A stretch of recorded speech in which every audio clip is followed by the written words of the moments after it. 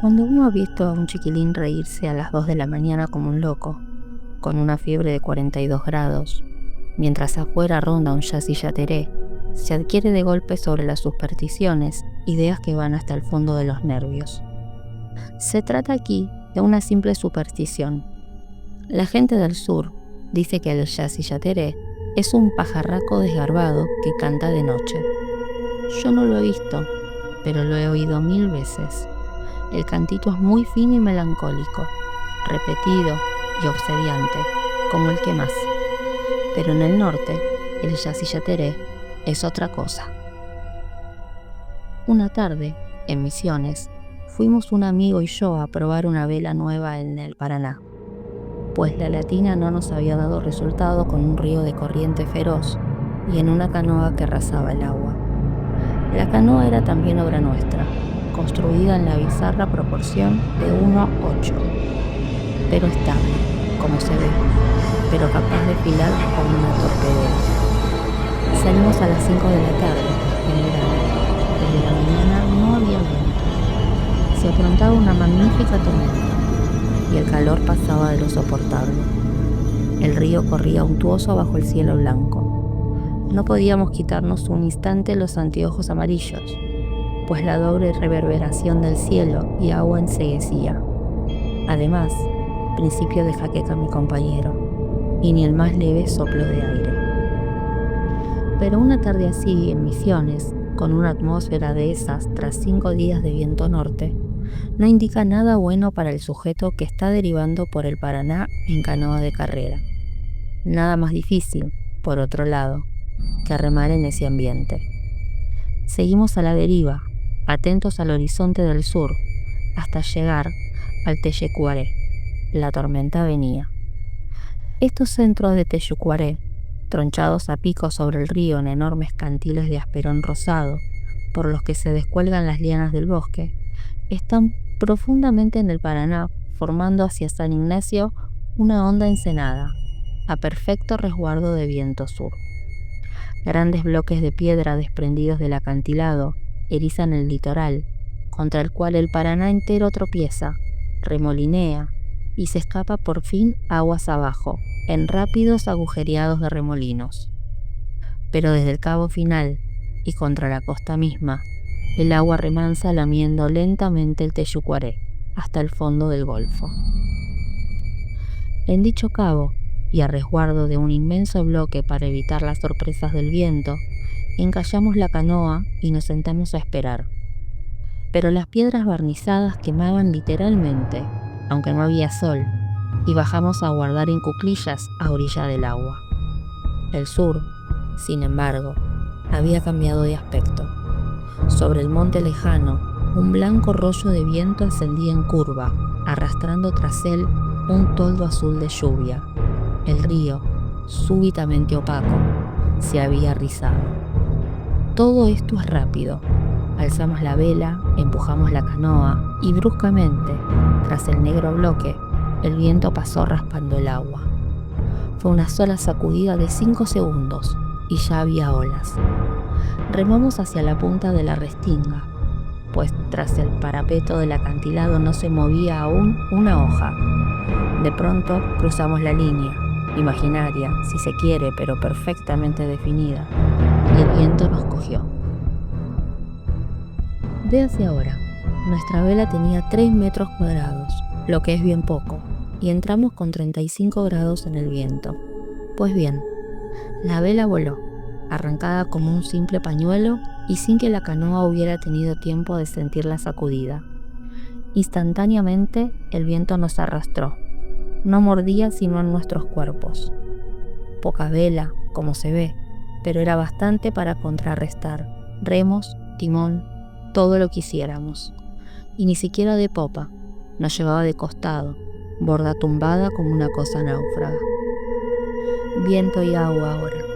Todo el río, sobre la cresta de las olas, estaba blanco por el yal de lluvia que el viento llevaba de una ola a otra, rompía y anudaba en bruscas sacudidas convulsivas. Luego, la fulminante rapidez con que se forman las olas a contracorriente en un río que no da fondo allí a 60 brazas. En un solo minuto el Paraná se había transformado en un mar huracanado, y nosotros en dos náufragos. Íbamos siempre empujados de costado, tumbados, cargando 20 litros de agua a cada golpe de ola, ciegos de agua, con la cara dolorida por los latigazos de la lluvia y temblando de frío. Emociones, en una tempestad de verano, se pasan muy fácilmente de 40 grados a 15 y en un solo cuarto de hora. No se enferma nadie, porque el país es así, pero se muere uno de frío. Plena mar, en fin. Nuestra única esperanza era la playa de Bloset, playa de arcilla, felizmente, contra la cual nos precipitábamos. No sé si la canoa hubiera resistido a flote un golpe de agua más, pero cuando una ola nos lanzó a 5 metros de tierra, nos consideramos bien felices. Aún así tuvimos que salvar la canoa, que bajaba y subía al pajonal como un corcho, mientras nos hundíamos en la arcilla podrida, y la lluvia nos golpeaba como piedras. Salimos de allí, pero a las 5 cuadras estábamos muertos de fatiga, bien calientes esta vez. ¿Continuar por la playa? Imposible. Y cortar el monte en una noche de tinta, aunque se tenga un Collins en la mano, es cosa de locos. Eso hicimos, no obstante. Alguien ladró de pronto, o, mejor, aulló, porque los perros de monte solo aullan, y tropezamos con un rancho. En el rancho habría, no muy visibles a la llama del fogón, un peón, su mujer y 3 chiquilines. Además, una arpillera tendida como hamaca, dentro de la cual una criatura se moría con un ataque cerebral. ¿Qué tiene?, preguntamos.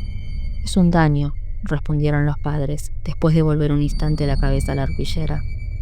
Estaban sentados, indiferentes. Los chicos, en cambio, eran todo ojos hacia afuera.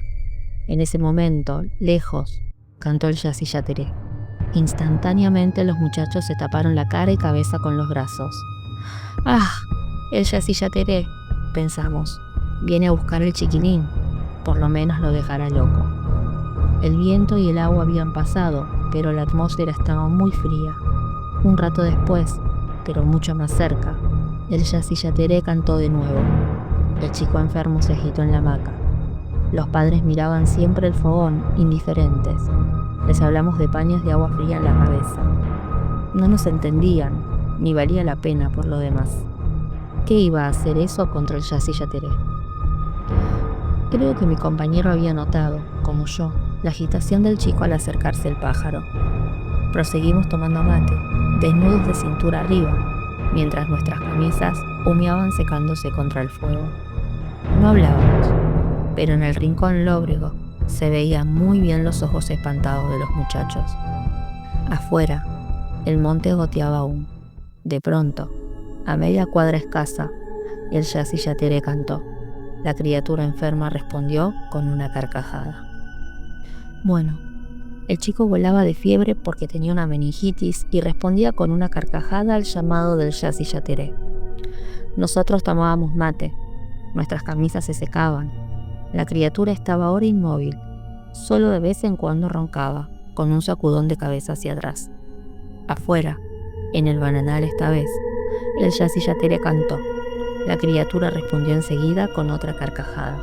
Los muchachos dieron un grito y la llama del fogón se apagó.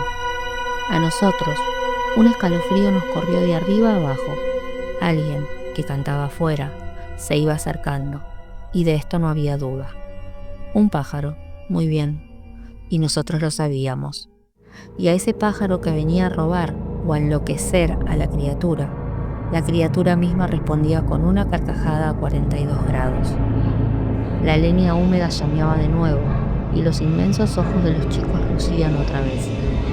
Salimos un instante afuera. La noche había aclarado, y podríamos encontrarla picada. Algo de humo había todavía en nuestras camisas, pero cualquier cosa antes que aquella risa de meningitis. Llegamos a las 3 de la mañana a casa. Días después pasó el padre por allí, y me dijo que el chico seguía bien y que se levantaba ya, sano, en suma. 4 años después de esto, estando yo allá, debí contribuir a levantar el censo de 1914. correspondiéndome el sector Yabebirí-Teyucuaré. Fui por agua, en la misma canoa, pero esta vez a simple remo. Era también de tarde. Pasé por el rancho en cuestión y no hallé a nadie. De vuelta, y ya el crepúsculo, tampoco vi a nadie. Pero 20 metros más adelante, parado en el ribazo del arroyo y contra el bananal oscuro, estaba un muchacho desnudo, de 7 a 8 años. Tenía las piernas sumamente flacas, los muslos más aún que las pantorrillas, y el vientre enorme. Llevaba una vara de pescar en la mano derecha, y en la izquierda sujetaba una banana a medio comer. Me miraba inmóvil, sin decidir si a comer ni a bajar del todo del brazo. Le hablé, inútilmente. Insistí aún, preguntándole por los habitantes del rancho. Echó, por fin, a reír, mientras le caía un espeso hilo de baba hasta el vientre. Era el muchacho de la meningitis. Salí de la ensenada. El chico me había seguido furtivamente hasta la playa, admirando con abiertos ojos mi canoa.